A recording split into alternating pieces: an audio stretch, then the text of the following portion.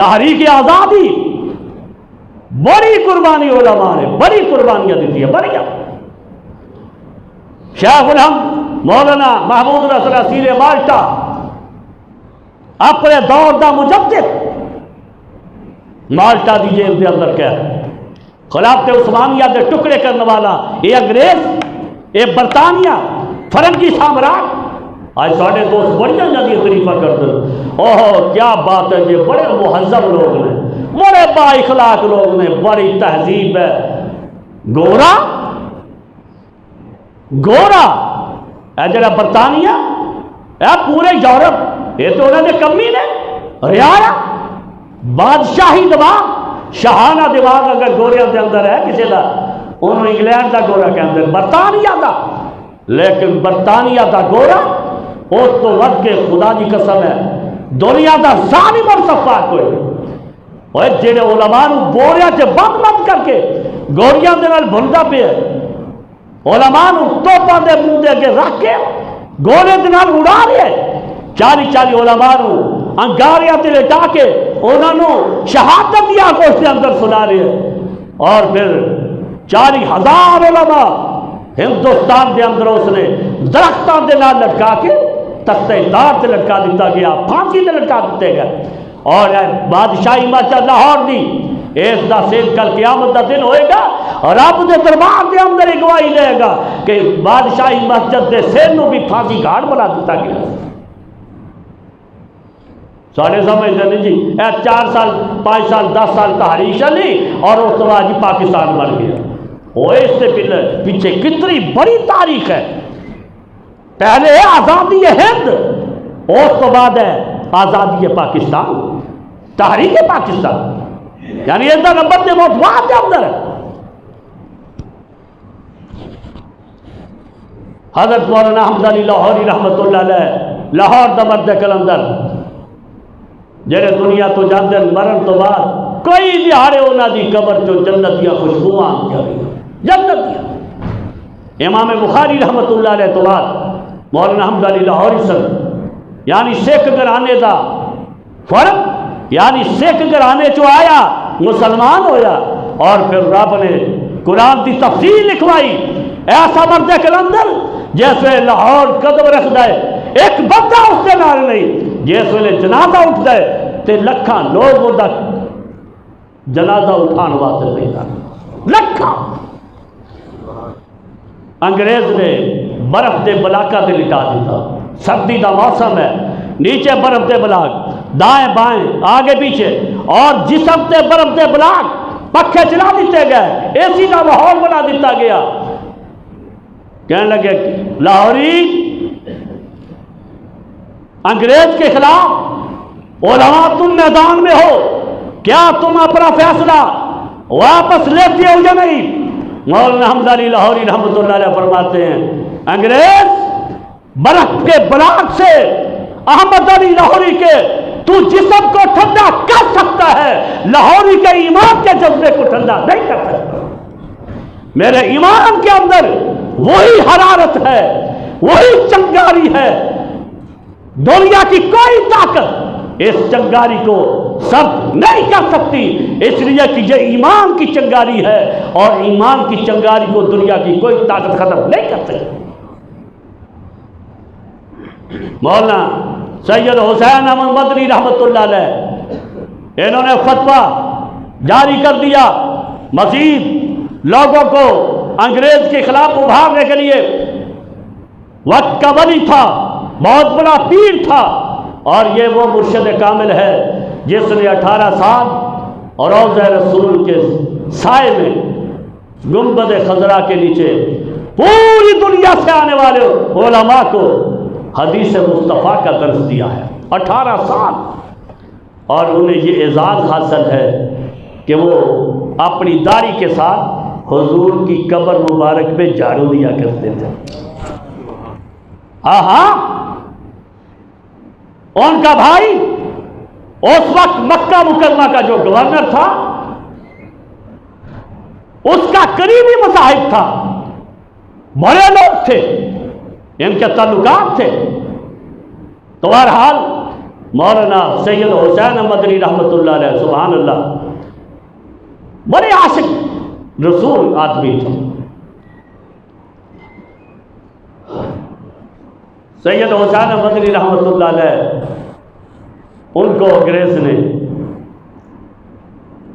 کہا کہ مجھے پتہ چلا ہے کہ آپ نے فتویٰ دیا ہے کہ انگریز کی فوج میں بھرتی ہونا حرام ہے۔ فرمایا ہاں دیا ہے۔ ان کے لیے پھر اسپیشل عدالت بنی کراچی میں، ادھر سے کراچی لایا گیا، خالق دینا ہال، بہت بڑی عدالت، وہاں پر ان کا انگریزوں کا بڑا جج بیٹھتا تھا۔ جب حسین مدنی رحمۃ اللہ علیہ کو وہاں لایا گیا، عدالت کے کٹہرے میں کھڑے ہیں، جیسے ایک ملزم ہوتا ہے یا مجرم ہوتا ہے، سامنے جج اوپر بیٹھا ہے، گورا، بڑی رونق ہے، بڑے تکبر بھرے انداز میں۔ اس نے کہا حسین مدنی، مجھے پتہ چلا ہے کہ آپ نے فتویٰ دیا ہے، آپ کے متعلق یہ پھانسی کی باتیں ہو رہی ہیں، آپ اپنا فتویٰ واپس لیں، یہ جو آزادی ہند کی تحریک چل رہی ہے آپ اس سے دستبردار ہو جائیں، پیچھے ہٹ جائیں، ہمارے خلاف جو آپ نے تحریک چلائی ہے آپ پیچھے ہٹیں، ورنہ آپ کے لیے فیصلہ ہوگا کہ حسین مدنی کے لیے تخت دار کی سزا۔ تو سید حسین مدنی رحمۃ اللہ علیہ وہاں موجود تھے، اور ایک بہت بڑا نام آپ نے اکثر سنا ہوگا تاریخ کی کتابوں میں، مولانا محمد علی جوہر، پڑھا تاریخ کی کتابوں میں مولانا محمد علی جوہر۔ یہ وہ عمر کے اندر تھا جب انگریزی کے اندر انگلش میں گفتگو کرتا تھا، انگریز سر پکڑ کر حیران ہو جاتے تھے کہ ایسے لگتا ہے کہ یہ انگلش زبان کا خالق ہے، اور انگلش اس کی زبان سے ایسے نکل رہی ہے، وہ انگلش ہمیں نہیں آتی جو محمد علی جوہر بول رہا ہے۔ یعنی 16 گھنٹے بول کر انگریز کو حیران کر دینے والا، وہ بھی ایک بطور رضاکار مولانا حسین مدنی کے پاس کھڑا تھا۔ تو انگریز کو کہا کہ سر آپ نے کیا کہا؟ اس نے کہا کہ مجھے پتہ چلا کہ آپ نے فتویٰ دیا ہے۔ فرمایا دیا ہے، اب بھی دیتا ہوں کہ انگریز کی فوج میں بھرتی ہونا حرام ہے، حرام۔ ڈالر کو مت دیکھو، پاؤنڈ کو مت دیکھو، دولت کو مت دیکھو، دیکھنا ہے تو اپنی ایمان کی غیرت کو دیکھو، اپنے وطن کی عزت کو دیکھو۔ میں فتویٰ دیا کیا تھا، آج بھی یہ فتویٰ دیتا ہوں کہ انگریز کی فوج میں بھرتی ہونا حرام ہے۔ اس نے کہا پھر تیار ہو جاؤ، آپ کے لیے میں پھانسی کی سزا سناتا ہوں۔ جب اس نے پھانسی کی سزا سنائی تو مولانا سید حسین مدنی رحمۃ اللہ علیہ کے پاس ایک جھولا تھا، جھولا سمجھتے ہو؟ جھولا آج کے ماڈرن دور آ گیا نا، بریف کیس آپ سمجھتے ہیں، اور سادہ لوگ مولوی پنڈا سے اس ویلے جھولا ہوتا سی۔ مولانا سید حسین مدنی نے اپنا جھولا اٹھایا، اس نے ایک بات اور کہی، اس نے کہا آپ کو پھانسی نہیں ہوگی، اور آپ کا کفن دفن اب ادھر نہیں ہوگا، یہاں کراچی میں ہوگا۔ تو سید حسین مدنی فرماتے ہیں انگریز میں پھانسی کو قبول کر لوں گا، لیکن جس طرح میری نظر میں تو منحوس ہے، میری نظر میں تیرا کفن بھی منحوس ہے۔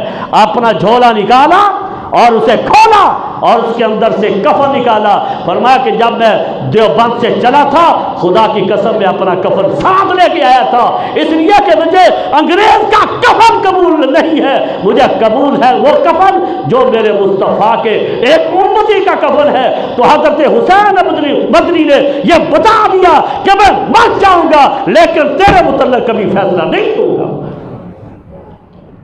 یہ وہ لوگ تھے جنہوں نے قربانیاں دی ہیں، آج ہم آزاد پاکستان میں بیٹھے ہوئے ہیں۔ تحریک خلافت یہ نئی نسل ہے، ان کو پتہ ہی نہیں بیچاروں کو۔ ایک تحریک خلافت چلی تھی، تحریک موالات چلی تھی انگریز کے خلاف، تحریک ریشمی روان چلی تھی۔ آپ اپنے اکابر کو پڑھیں، اپنے بزرگوں کو پڑھیں کہ ہمارے بزرگوں نے کتنی قربانیاں دی ہیں۔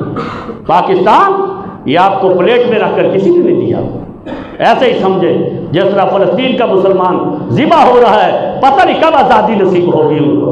ہمارے اکابر نے بھی، بڑے بزرگوں نے بڑی قربانیاں دی، بڑی قربانی۔ جب خلافت کی تحریک چلی، خلافت عثمانیہ، اس کو ختم کیا، پھر پورے برصغیر میں خلافت کی تحریک چلی، کیا سر نو پھر امت مسلمہ کا جو ڈیوائن کر دیا گیا، جو 56 کے قریب اسلامی ممالک تھے ان کو الگ تھلگ کر دیا، ایک جھنڈے کے نیچے، ایک پرچم کے نیچے، ایک خلافت میں جمع ہو جائے، تحریک خلافت چلی۔ سب سے بڑا اجتماع کراچی میں ہوا، 9 لاکھ سے زیادہ مسلمان تھے، انگریز وہاں توپے لے کے آ گیا مسلمانوں کو ڈرانے کے لیے، توپے، ہر انداز اس نے اختیار کیا، ہر انداز اختیار کیا۔ یہ بڑا ظالم ہے، گورا بڑا ظالم ہے، اس سے بڑھ کر ظالم، اس سے بڑھ کر درندہ، اس سے بڑھ کر وحشی کوئی نہیں۔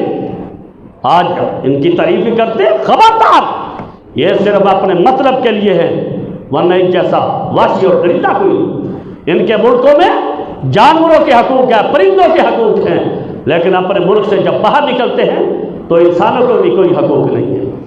امریکہ آج پوری دنیا میں کہتا میں انسانیت کے حقوق کا بڑا نمبردار ہوں، یہ یورپ اپنے آپ کو چیمپئن سمجھتا ہے انسانی حقوق۔ آپ یورپ، آج یورپ کھڑا کہ نہیں اس کے پیچھے امریکہ کے؟ امریکہ یہودیوں کے پیچھے کھڑا ہے، اسرائیل کے پیچھے کھڑا امریکہ، کھل کر کھڑا ہے، اور ہے کون؟ انسانیت کے حقوق کا نمبردار، ٹھیکیدار، کائنات کا سب سے بڑا مچکا، کائنات کا سب سے بڑا بدماش امریکہ، اور قاتلوں کی پشت پناہی کرنے والا، یہ کیسے انسانیت کے حقوق کا چیمپئن ہو سکتا ہے؟ تو ہمیں انسانیت کے دشمن ہو، انسانیت کے حقوق کے دشمن ہو۔ یہ 9 لاکھ کا اجتماع انگریز توپے لے کے آ گیا، توپے، کہ اگر حسین مدنی نے کھڑے ہو کر تقریر کی، حسین مدنی کو یہ پورے ماحول کو توپوں سے اڑا دیا جائے گا۔ سید حسین مدنی رحمۃ اللہ علیہ سٹیج پہ آتے ہیں اور ارشاد فرماتے ہیں کہ مجھے شہادت سے نہ ڈراؤ، بلبل لیے پھرتی ہے چونچ میں گل، شہید ناز کی تربت کہا ہے، یعنی اپنے آپ کو کہا کہ یہ بلبل اپنے منہ میں گل لیے بیٹھی ہے، پھول، یعنی میں شہادت کا پھول لیے بیٹھا ہوں، میں تو اس قبر کی تلاش میں ہوں کہ میری شہادت ہو اور میں اس قبر کے اندر دفن ہو جاؤں، میں تو اس قبر کا متلاشی ہوں جو ایک شہید کی قبر ہوتی ہے۔ اور ساتھ فرمایا تو ڈراتا ہے انگریز، کھلونا سمجھ کر نہ برباد کرنا، ہم بھی کسی کے بنائے ہوئے ہیں، فرنگی کی فوجوں میں حرمت کے فتوے سرے دار چڑھ کر بھی گائے ہوئے ہیں، یعنی ہم نے پھانسی گھاٹ پہ بھی کھڑے ہو کر انگریز کے خلاف، فرنگی کے خلاف اپنا ایک کردار ادا کیا۔ یہ اتنا بڑا ظالم تھا، اتنا بڑا، علماء کو جب درختوں کے ساتھ پھانسی دیتا تھا، بعض علماء کے ساتھ ایسا بھی کرتا تھا، علماء کی ٹانگیں پاؤں اوپر درختوں سے باندھ دیا اوپر، ظاہر بات جب باندھ دیا جائے تو انسان کے ہاتھ نیچے آتے ہیں، جب ہاتھ نیچے آتے تھے تو یہ انگریز مزہ لینے کے لیے کہ یہ حضور کے امتی ہیں، ان ہاتھوں کے اوپر کوئی نہ کوئی چیز لگا کر آگ لگایا کرتا تھا، تماشا دیکھا کرتا تھا، جس کو آپ کہتے ہیں بڑے مہذب ہیں، ان جیسا درندہ خدا کی قسم کوئی، وہ بھی ایک گوری چمڑی والا یہودی کیا کر رہا ہے؟ یہ ایک ہی نسل کے، ایک ہی کماش کے لوگ ہیں، کیا یہودی ہے کیا عیسائی، سارے بے ایمان ایک ہیں۔ ثابت حضور نے ایک حدیث میں آج سے 1500 سال پہلے فرمایا الکفر ملت واحدہ، فرمایا کہ جتنے کافر ہیں، یہودی ہے، عیسائی ہے، ہندو ہے، سکھ کیا کیسے بات ہے، جو عالم کفر میں ہے، فرمایا کہ آپس میں ان کے لاکھ اختلاف ہوں گے، لیکن جب اسلام کے مقابلے میں آئیں گے تو سارے کافر ایک ہو جائیں گے، آپس میں ہوں گے اختلاف، لیکن اسلام کے مقابلے پر ایک، یورپ ایک ہے، نیٹو ایک ہے، یعنی یہ سارے اکٹھے ہو جاتے ہیں پھر اسلام کے خلاف، اس لیے کہ یہ اللہ کی توحید کے دشمن ہیں، میرے مصطفیٰ کی نبوت اور رسالت کے دشمن۔ تو یہ علماء، انہوں نے فرمایا یہ ورثۃ الانبیاء، یہ انبیاء کے وارث ہے۔ جس طرح انبیاء نے دعوت و تبلیغ کا کام بھی کیا ہے، جہاد کا کردار بھی ادا کیا ہے، اور جب میرے پیغمبر کو ریاست ملی تو میرے پیغمبر نے اس ریاست کو حقیقی طور پر ریاست مدینہ بھی بنا کر دکھا دیا۔ تو یہ کام علماء کا، پھر جب علماء میدان میں نکلے 1601 میں ہندوستان میں انگریز آتا ہے پیسہ لے کر، پاؤنڈ لے کر، کارخانے بناتا ہوں، ملیں بناتا ہوں، فیکٹریاں بناتا ہوں، لوگوں کو ساتھ ملایا، قبضہ کر لیا، اور پھر علماء نے جب دیکھا فتویٰ دیا 1831 میں شاہ عبدالعزیز محدث دہلوی نے کہ انگریز کو یہاں سے نکالو، آزادی ہر مسلمان پہ فرض ہو چکی ہے۔ پھر اس کے بعد تحریک چلی، 1857 میں تحریک نے شدت پکڑی، زور پکڑا۔ پھر اس کے بعد یہ چلتے چلتے چلتے پہلے ہمارے بڑوں کو ہندوؤں گوروں سے آزادی ملی، جب گوروں سے آزادی ملی اس دورانیے میں پھر قائد اعظم محمد علی جناح کو اللہ نے کھڑا کیا۔ پھر اس نے کہا کہ ہمیں گوروں سے آزادی مل گئی ہے، لیکن دو قومی نظریہ کی بنیاد پر اب ہمیں آزادی مل گئی، ہم ہندوؤں کے ساتھ کٹھے نہیں رہ سکتے، ہمارا الگ پاکستان ہوگا، الگ ملک ہوگا، الگ ریاست ہوگی، وہاں پر نظام وہ ہوگا جو خدا کا نظام ہے یا خدا کے مصطفیٰ کا نظام ہے۔ یہ جمہوریت کے لیے اسلام پاکستان نہیں بنا۔ کوئی آدمی کہے جی یہ سیاستدان کا یہ جمہوریت کے لیے نہیں، ہمارے بزرگوں نے اسلام کے لیے قربانیاں دی تھی، لا الہ الا اللہ کی قربانیاں دی تھی، کسی جمہوریت کے لیے نہیں، کسی لیڈر کے لیے نہیں۔ تو بہرحال یہ تحریک پاکستان کے پیچھے تحریک آزادی کا کردار ہے۔ یوں سمجھیے ایک آدمی کھانا کھاتا ہے، 2-3 روٹیاں کھاتا ہے، اب انسان کا جب پیٹ بھر جاتا ہے، سیراب ہو جاتا ہے، اس بات سمجھ میں رج گیا، انسان کے شکم سیری میں مکمل پیٹ بھرنے میں، سیراب ہونے میں، بھوک کے مٹنے میں 3 روٹیوں کا بھی کردار ہے، سالن کا بھی کردار ہے، پانی کا بھی کردار ہے، اور آخر میں جو سویٹ ڈش کھائی ہے اس کا بھی کردار ہے۔ ہمارے یہاں کیا ہوتا ہے، سویٹ ڈش کا تو تذکرہ کرتے ہیں، قائد اعظم نے پاکستان بنایا، او بھائی آزادی ہند کیسے ملی؟ اگر گورے سے ہمارے بزرگوں کو آزادی نہ ملتی تو یہ کیسے ہندوستان کیسے آزاد ہوتا، پاکستان کیسے آزاد ہوتا؟ پہلے تو گوروں سے ہم نے آزادی حاصل کی، میں نے نہیں اور آپ نے نہیں، ان بزرگان دین نے کتنی قربانی دی، ان بزرگوں کتنی قربانی۔ اور پھر جب مدارس مٹ گئے، علماء شہید ہو گئے، اس دورانیے میں سرکار دو عالم صلی اللہ علیہ وسلم، یہ اللہ کی بھی اپنی حکمتیں ہوتی ہیں، پھر خواب میں حجت الاسلام مولانا قاسم نانوتوی رحمۃ اللہ علیہ کو حضور کی بشارت ہوئی، آپ نے فرمایا کہ مدرسے کی بنیاد رکھو۔ انہوں نے پھر انداز بدلا، مدرسے کی بنیاد رکھی، کوئی بلڈنگ نہیں ہے، ایک انار کا درخت ہے، اس کے نیچے مدرسہ شروع کر دیا۔ ایک استاد تھا اور ایک ہی شاگرد تھا، ایک استاد تھا ایک شاگرد تھا، استاد کا نام ملا محمود تھا اور جو شاگرد تھا اس کا نام بھی محمود، استاد کا نام بھی محمود تھا، اور جو شاگرد ہے پھر آگے چل کر وہ محمود الحسن اسیر بالٹا کے نام سے، جس کو انگریز نے جلا وطن کر دیا تھا۔ یعنی بڑے بڑے علماء نے قربانی، یہ عبید اللہ سندھی نے 25 سال جلا وطنی کی کاٹی، 25 سال نکال دیا تھا۔ جب نکالا گیا داڑھی کے بال پھوٹ رہے تھے، جب ان کی واپسی ہوتی ہے تو داڑھی کے سارے بال سفید ہو چکے تھے۔ ہمیں تو یہ ویسے نہیں ملا۔ تو ایک آدمی کہ پیٹ بھرنے میں جو آخری شبیر ڈش ہے اس کا کردار ہے، پہلی روٹیوں کا کردار ہی نہیں بھائی، نہیں، اگر دیکھنا کہ پیٹ کیسے بھرا، روٹیوں کا کردار بھی دیکھنا ہوگا، پہلے کردار کس کا ہے، درمیان میں کردار کس کا ہے، آخر میں کردار۔ ہم کریڈٹ دیتے ہیں قائد اعظم کو، مسلم لیگ کو کریڈٹ دیتے ہیں، لیکن اصل کریڈٹ ان لوگوں کو دیتے ہیں جو پھانسیوں میں لگا گئے، جن کو سمندروں میں پھینک دیا گیا، جن کو انگاروں میں جلا دیا گیا، جن کو درختوں میں باندھ کر الٹا ان کو آگ لگا دی گئی۔ اصل کریڈٹ کے مستحق وہ لوگ ہیں۔ تو بہرحال بڑے عظیم لوگ تھے، بڑے عظیم لوگ تھے، بہت عظیم لوگ تھے جنہوں نے وہ قربانیاں دی۔ ان قربانیوں کی بدولت اللہ نے مجھے اور آپ کو یہ پاکستان دیا ہے، آزادی ملی پھر ہندوستان کو بھی آزادی ملی، پاکستان کو بھی آزادی ملی۔